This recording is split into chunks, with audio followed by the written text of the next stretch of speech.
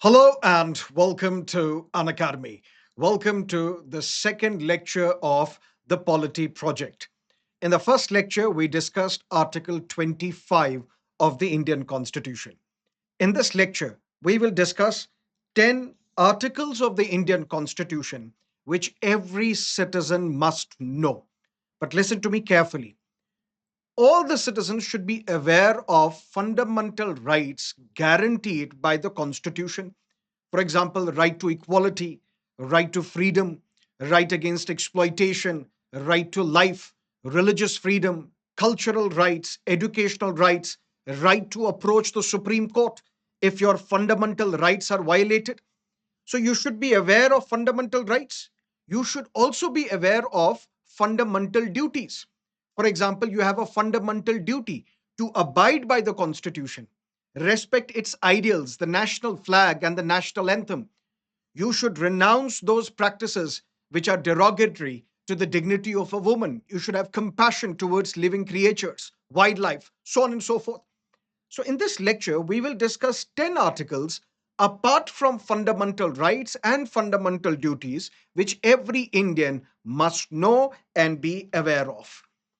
Let's get started. But first up, if you are preparing for the civil services examination and you need a structured course to complete your syllabus on time, GS, optional, CSAT, current affairs, test series, so on and so forth, you should consider, and I urge you to consider, an Academy UPSC subscription.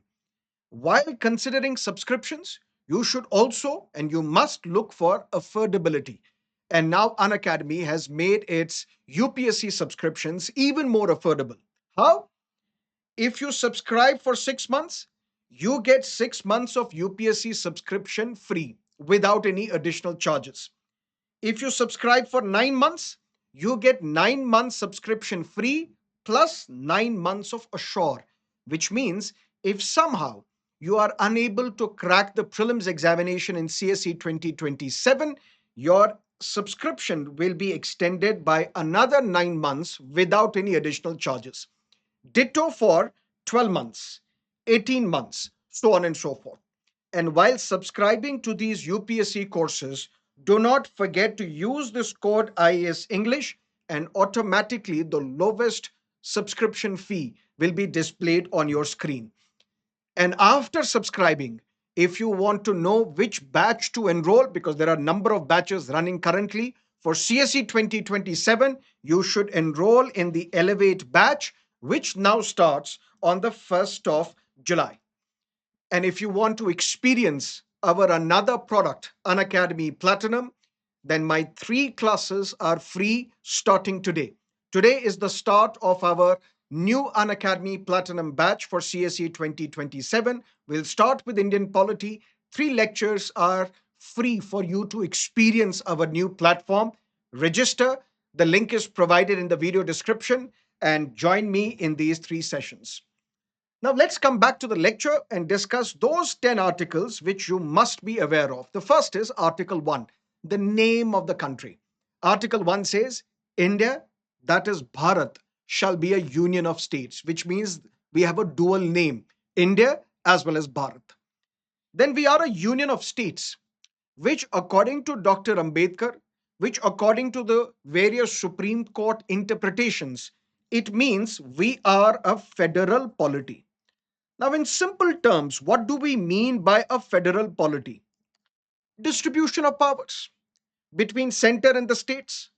Dual government, that means we have a government at the center, we have government in every state, and the powers are distributed between the center and the state.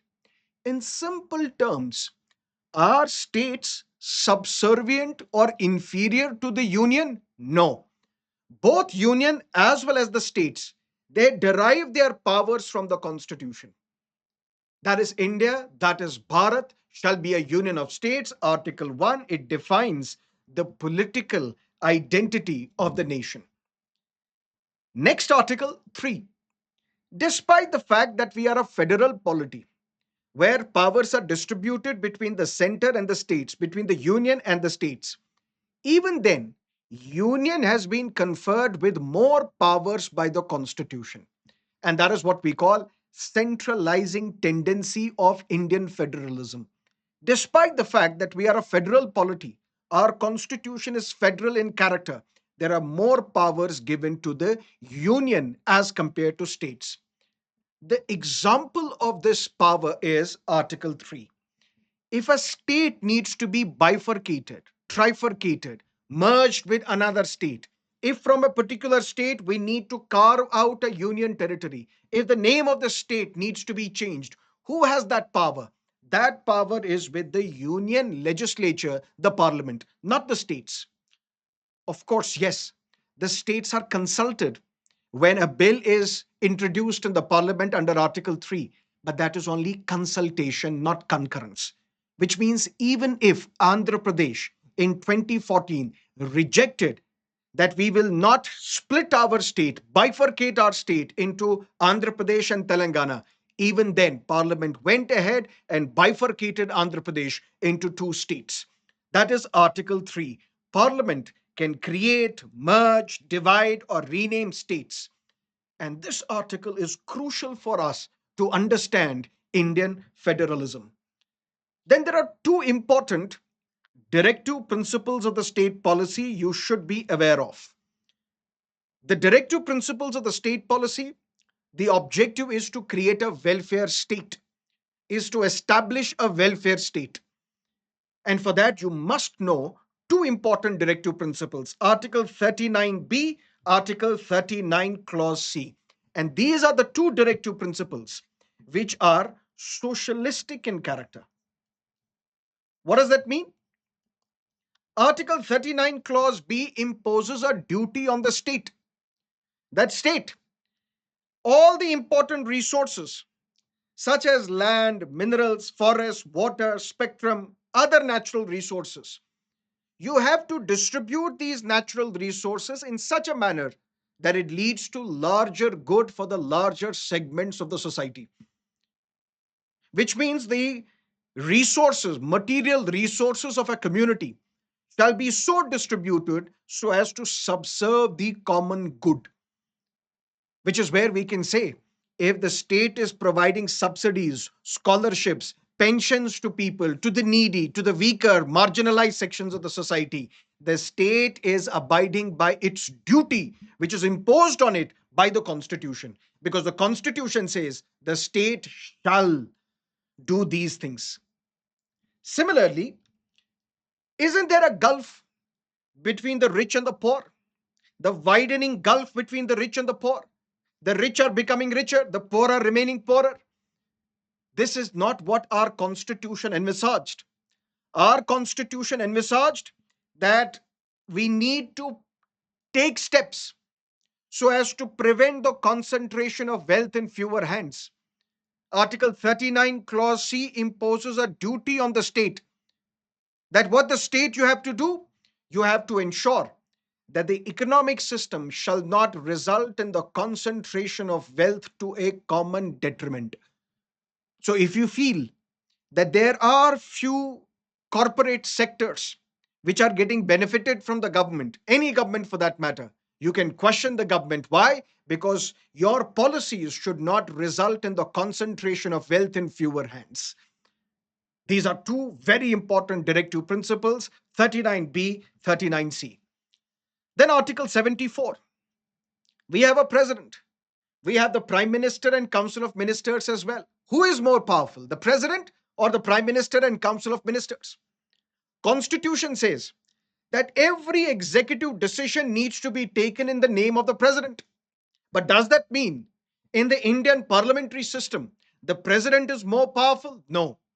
Constitution says under Article 74 that any advice tendered by the prime minister and the council of ministers to the president is binding on the president. Which means if the prime minister and council of ministers advise the president that promulgate an ordinance, appoint X as the attorney general, appoint Y as the chairman of the UPSC, appoint Z as the chairman of the finance commission, the president can only seek reconsideration once. But if the same advice is given again, the president has no other option but to accept the aid and advice of the prime minister and council of ministers. And this article is important because it reveals where the executive power lies in reality. That's Article 74. But I told you something about parliamentary democracy, where Prime Minister and Council of Ministers, they have the real power. But who are they accountable to? They are accountable to you, the citizens of this country. How? Through your representatives. Where are your representatives? Lok Sabha. Because you directly elect your representatives to Lok Sabha. And parliamentary democracy means as long as Prime Minister and Council of Ministers, they have the majority on the floor of the Lok Sabha, they will survive, they will continue, they will run the government. But the moment they lose majority on the floor of the Lok Sabha, the Prime Minister has no other option but to resign from his office. Article 75 becomes important because it tells us the foundation of our parliamentary accountability. Because Dr. Ambedkar said, any government should be stable as well as accountable. Look at what is happening in Britain. Unstable governments. Why? Because the prime ministers keep on changing. Britain is a parliamentary democracy. But look at United States of America, presidential form of government, more stable. President Trump, no matter what he does, unless and until he commits treason, he will continue to remain in office for 4 years because that's the term of the president of the United States.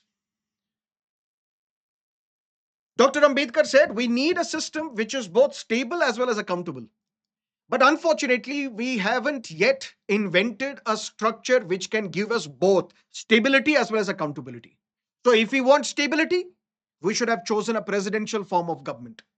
But we wanted accountability, so we have chosen parliamentary form of government. And the foundation of this parliamentary accountability is Article 75 of the Constitution.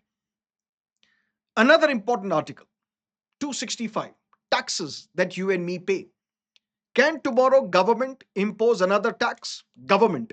That means Prime Minister will issue an order, a minister will issue an order, and a new tax will be imposed? No. Who has the power to impose that tax? That can be done only according to the law, which means the legislature will have to enact a law. And on the basis of that law, taxes can be imposed in this country. No tax shall be levied or collected except by the authority of the law. And who will enact that law? This is where another important article comes into the picture, Article 79. Article 79 tells us about the establishment of parliament. And parliament includes president, the two houses of Indian parliament, Rajya Sabha and Lok Sabha. Every citizen should know how the laws are made and who will make the law. First, the bill has to be passed. Bill is what? Bill is a proposal. For example, the proposal is to introduce another tax. The proposal is to add another fundamental right. The proposal is to add another fundamental duty. This bill, which is a proposal, needs to be passed by both houses of the Indian Parliament, then signed by the President of India. Once it is done, that means all the three organs of the Parliament have enacted this bill, and this bill becomes a law, it becomes an act, it becomes the law of the land. So, how many articles did we discuss till now? Article 1, Article 3, 39B, 39C, 74, 75, 79, three articles, 265. Now there is Article 280. You pay income tax. Companies pay corporation tax or corporate tax. These taxes are imposed by the center, collected by the center. But the proceeds from these taxes are to be distributed with the states. Fiscal federalism, as we call it. But who will decide what percentage of these taxes are to be shared with the states? That is decided by an independent constitutional body created by the president every 5 years under Article 280, known as the Finance Commission. For example, Finance Commission will decide that on the basis of population, a specific percentage will be shared with the states. On the basis of the contribution of these states to the GDP, a percentage of the taxes will be shared and distributed with the states. On the basis of the area of that particular state, we are going to distribute funds to you. On the basis of the forest cover, of your particular state, we are going to transfer funds to you. Long story short, Article 280 talks about a constitutional body called the Finance Commission, which is established every 5 years by the president. And this commission determines how tax revenues are shared between the union and the states. Another important article, Article 326, Universal Adult Suffrage. Every Indian who is an adult means the age of 18 years. Previously, the voting age was 21. Later on, the voting age in 1989 was lowered to 18. Article 326 talks about that election to the state legislature, election to the parliament will be on the basis of universal adult suffrage. Now, does that mean the right to vote is a constitutional right provided by the Constitution? No. Right to vote is a statutory right. That means provided by the law enacted by the parliament, and which is that law? Representation of the People Act 1951. Then what does Article 326 talk about? It talks about that every citizen above the age of 18 has the right to be registered as a voter. And once you're registered as a voter, then the law kicks in and the law will decide whether you will have the right to vote or not. Sir, what does that mean? That means if you are in lawful custody of police, you cannot vote. If you have been under preventive detention, you cannot vote. If you have been disqualified as a voter, you cannot vote. Even if you are registered as a voter, but you can't vote.